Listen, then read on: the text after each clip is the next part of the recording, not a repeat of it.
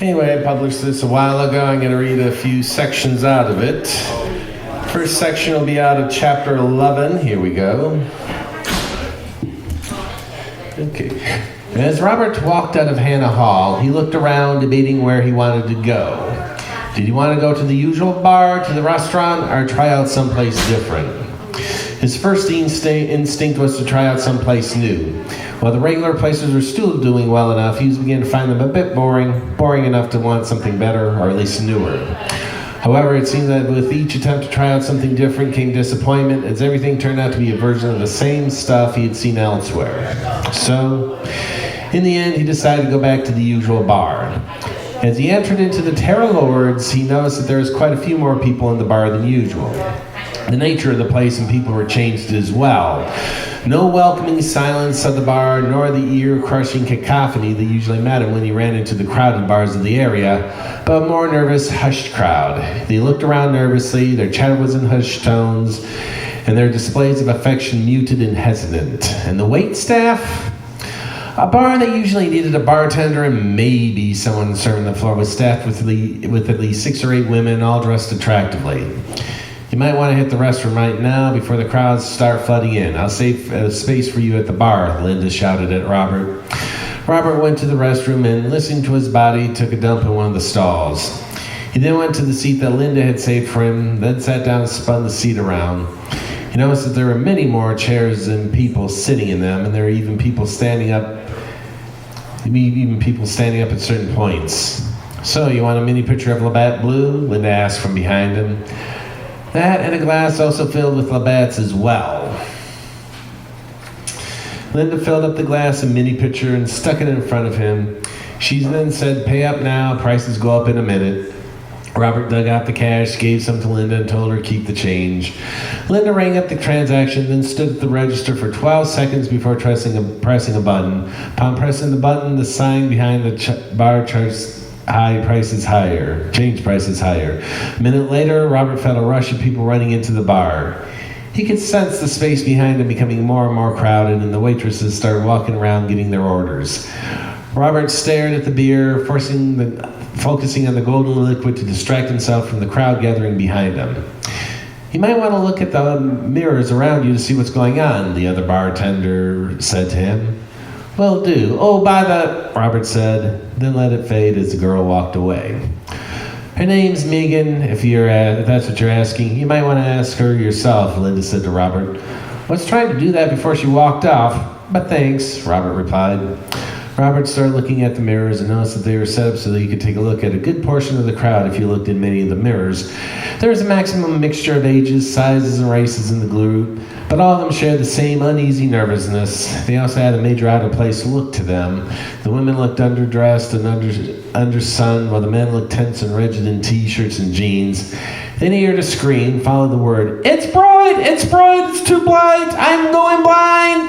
and the rest of the people moving away from the windows.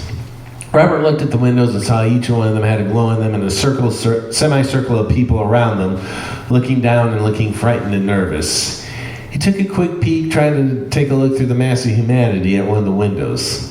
"Keep your eyes up front," Megan said. "Yes, ma'am. What's your name?" "Megan, and I wish you had asked me that earlier. I apologize. Somehow it never entered my mind to." "You might want to make an effort to hold it in your mind then," Megan said as she ran off to serve another person at the bar. Robert refilled his glass and looked again at the mirrors showing the windows. He saw that the lights seemed to be dimming, though the space around them remained as empty as ever. He shifted his focus onto the mirrors showing the crowd and noticed that the people were now looking around nervously. He took a deep drink and hoped that something would happen to calm people down, and as soon as they looked like they were ready to do something more than just stand around. After what seemed like an hour or two, the lights at the windows kept dimming. He heard a cry of relief from the far ends of the bar. Looking at the windows showed people slowly crowding towards the windows and doors as it grew darker and darker outside. In a few minutes, he saw that people were standing by the windows as the remaining lights dimmed down to nothing. Then came a few minutes when the people at the bar just stood around, seeming waiting for someone to take a first step out to say everything's okay. Then he heard Martin shouting, "Dark enough for everybody. It's safe to go out." Then started the slow stampede out of the building. Slow because there was only one door and it opened inward. Stampede because there was something herd-like about the crowd of people as they waited their turn to walk back out into the darkness. They had habituated themselves to the point of over-adaptation. When the last of the crowd had left the building and the extra wait staff were almost finished with the cleanout, Robert turned to Linda and Megan and asked, "What was that?"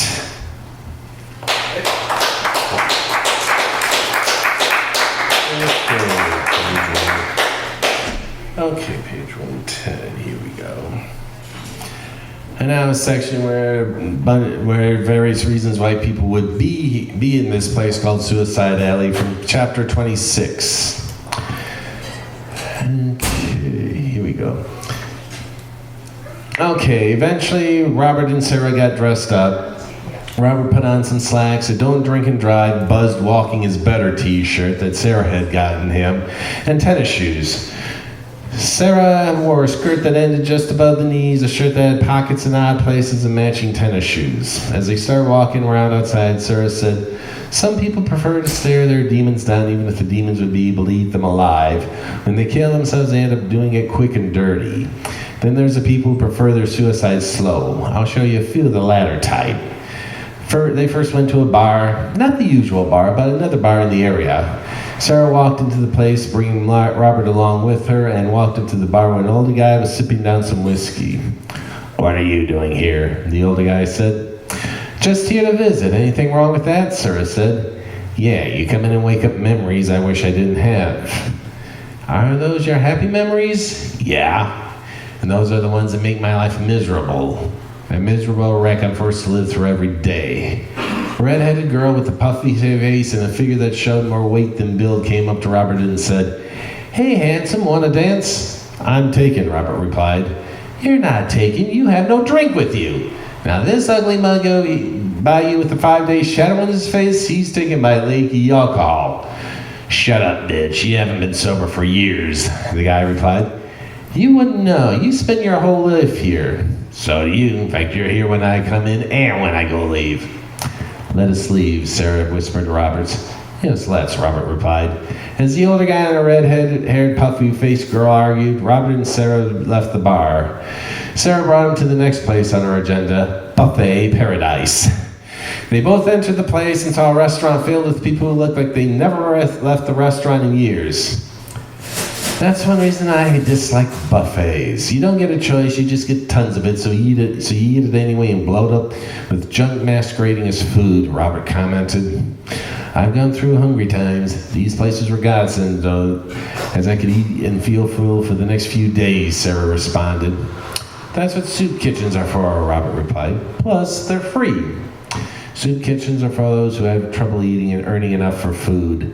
Done right, buffets help you get through the hunger periods without the stigma of living off others' pity or beneficence.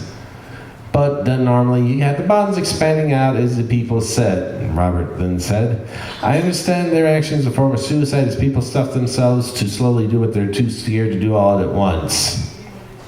A girl who looked a little bit too much like Karen Carpenter last year ran past Robert and Sarah and went into the women's bathroom. Robert and Sarah looked at each other. "What's she gonna do, shit out a lettuce leaf?" Robert asked. "More likely puke out a wedding cake." "Why would anyone do that?" The same reason fat people you see overfeed on food, to distract themselves from their thoughts. They abuse their bodies to deny self-knowledge about their true wishes. Robert looked around a bit more and then said, "I've seen enough. How about you?" Sarah said, "To be honest, I'm hungry. I paid for a couple of meals. It would be gosh to leave without eating." So they ate. Chat went around certain subjects, but it was for the most part light and intentionally without any import as they focused on extracting whatever the flavor they could out of the food. After 2 servings and a couple of desserts, they both got out and left. Walking around, Sarah pointed to a man standing outside with what looked like prescription bottles in his hands. As Robert and Sarah watched, a thin, desperate-looking woman walked up to the man, gave him some green papers, and took a few pills from the man. The guy with the bottle isn't the suicidal, though he's probably buying some cheaper illegal drugs to kill the pain the pills were meant to dull. But the woman is likely self-medicating her pains And I'm sure part of the pain is just the wish to end her life, Sarah said. Would you count marijuana and caffeine as such? Robert replied. Marijuana is just taken to relax, and caffeine lifts the mood enough to live. Now, SSRI antidepressants, those pills are taken as a prelude to suicide. Those pills crank up the user's ability to act on their wishes, but don't do anything to change the mood. If that mood is suicidal, the person starts to act on it. Another man came up to the dealer and pointed toward Robert and Sarah. The dealer put the hand on the other guy's shoulder and calmed him down. Looks like we're making people nervous. I know the dealer and he knows I'm cool, but the buyer's probably asking about you. It's best to make ourselves scarce. There's other things I wish to show you anyway, Sarah said. They got moving in a different direction towards a group of businesses. One of them had the lights on and a guy within who looked like he was busy with work long after normal people would have stopped for the night. What's with him? Robert asked. Is he just doing some work? He's just doing some work, isn't he? Sarah replied, that isn't it. Simply put, the guy is one of the richer people in this place, yet it seems he can't leave the business alone for a day to enjoy a deserved moment off. Every second he looks for ways to make money. He's bought off all three of his partners, leaving him the only person to run the place. It's sad, actually. Were he to work fewer hours each day, he'd take care of everything he thinks he needs, and the extra hours for a plus, he'd enjoy life. Thing is, these people always talk about retiring and finding something better to do, but retirement never comes. Instead, some problem comes up that can only be solved through a use of a lot of money. Instead of spending the money to save themselves, they end their lives. That actually makes sense, Robert replied. I remember a person who worked at his store daily for years. 2 months after he sold his stores and retired, they found him with his brains blown out. His wife found someone else within 6 months, and the money he had saved for them was gone before the oldest kid finished college. Then you know what I'm talking about. Robert and Sarah then started walking elsewhere. They saw a thin-looking guy jogging, this despite that the guy looked like he could use a bit more than a few pounds.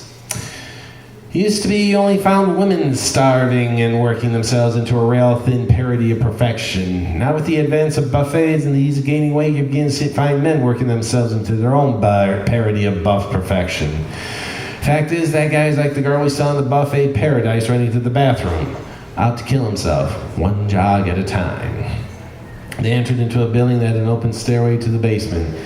Bleeps, blurgs, and music came from below. Sounds Robert recognized from the one time he went down there only to get out after a few minutes.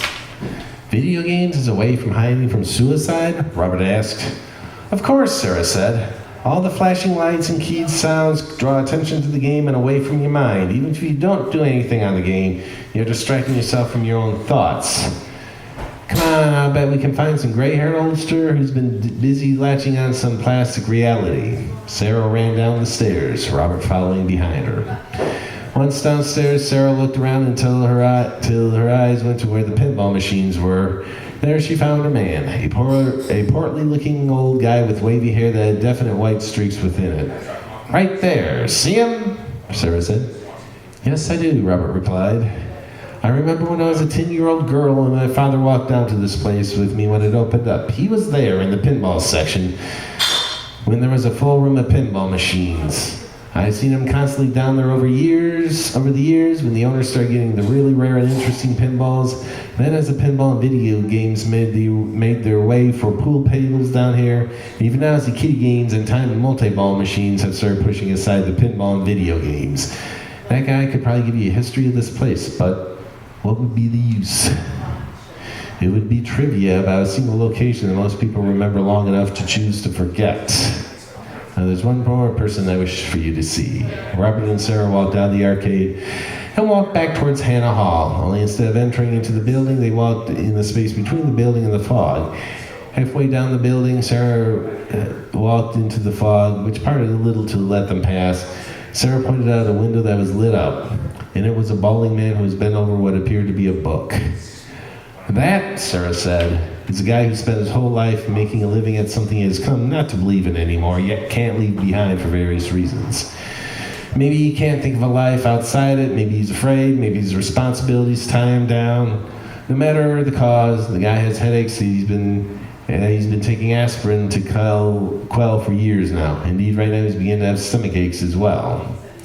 How's that suicidal? Robert asked. You don't know the formula yet? I understand the formula. Sublethal doses allow the body to live and the mind to fog out the realization. But don't I understand how it applies here? Well, his headaches are his cries for escape. The arthritis is his quieting of the aspirins are his quieting of the cries, and the stomach aches are those cries changing over towards the end to wish his life. Simple, really, once you see it developed in other people. Okay, one more part. Okay.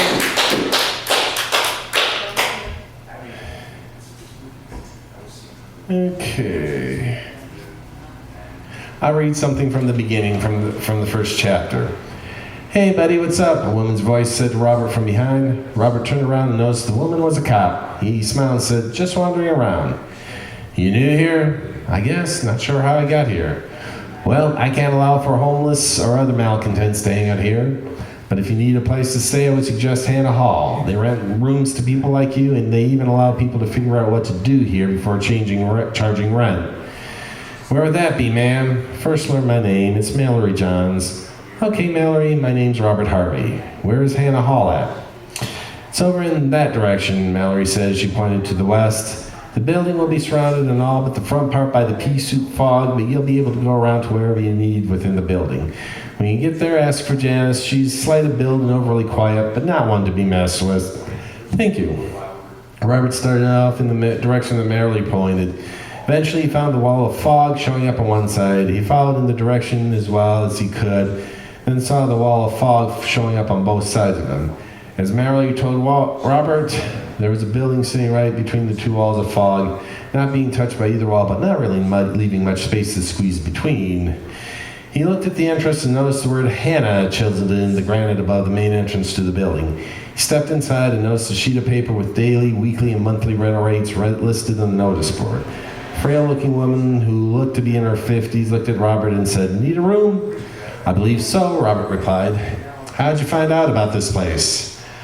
"A cop named Mallory directed me." "I know her. She usually directs good people to this place. So, what's your name and how long will you need it?" "My name's Robert Harvey. I'm looking for a place to spend the night. And your name is?"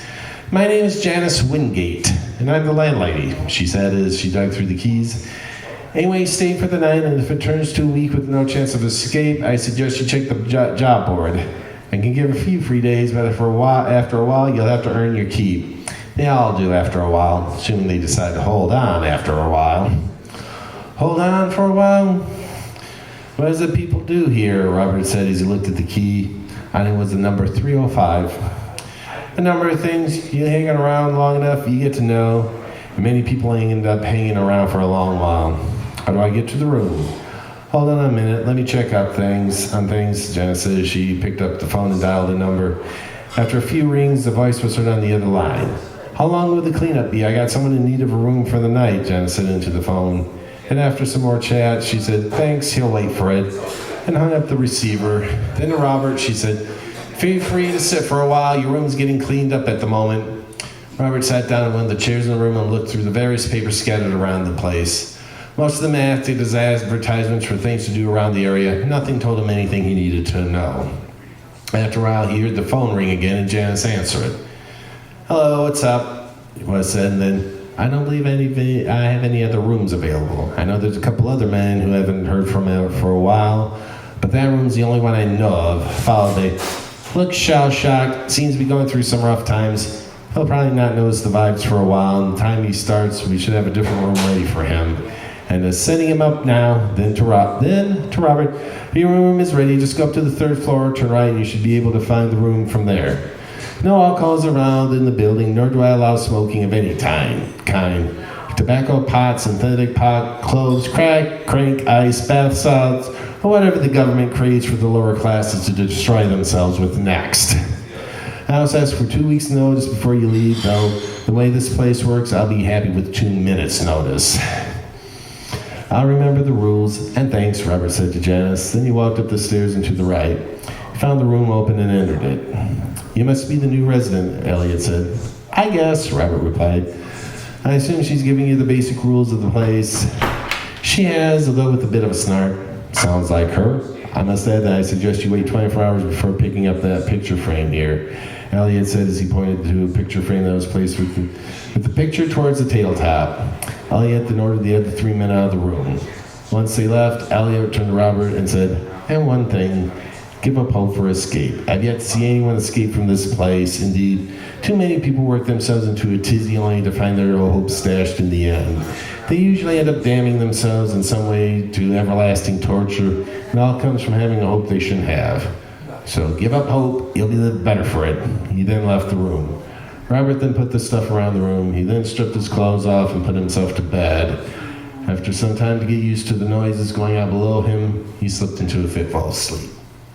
Okay. Thank you. For sale, $8. Are you going to do some poems? I can do a couple of poems, yes.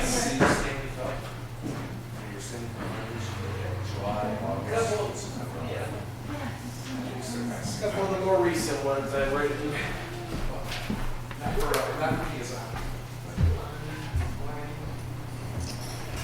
Now, a couple of the more recent poems I've written here. First one is entitled Marriage Schmarriage. Yeah! I've watched as marriage went from a contract that ended only with broken hearts to a paper alliance to be ended at someone's convenience. Watched as kids like myself had to suffer through the wreckage of lifestyles strained to fit radically reduced budgets, as adults decided that adolescence was something to relive. Watched stability become a pipe dream, and the concept of home changed into whether or not buckets were needed to catch rainwater. I remember hearing that divorces peaked in the 70s. Thing is, they must have been when marriages peaked as well, as for many years that stat that half the marriages ended divorce seemed to stay true and stay quoted by many. That stat is now forgotten as fewer marriages happened, even to the point that many women just have a baby or two because they wanted, boyfriend in tow or not. And now, the gays have their chance at marriage, and despite their ability to see the mess that us breeders have made of the institution, they have embraced it with a vigor long unseen. They must think they can do better at it than we did. Surely they can't do worse.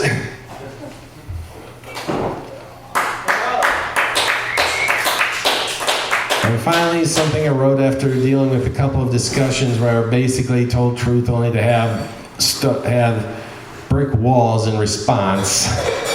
Cassandra has finally shut up. They say nobody listens, but that's never been true. People have only have ears for what they want to hear. She's wasted enough breath yelling at the roaring silence. Cassandra has finally shut up. Thank you.